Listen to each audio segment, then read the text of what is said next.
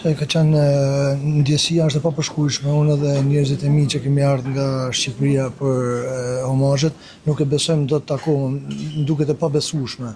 Është e pabesueshme, është lajm shumë i trisht edhe për komunitetin këtu e për gjithë shqiptarinë anë mban, se Shpat Kasapi ka rrit breza me zanin e tij, janë martu, sa njerëz janë dashuruar, sa njerëz kanë udhëtuar, kanë jetuar me Shpatin. Domethënë Shpati pjesë e shqiptarisë. Është lajm shumë i trisht.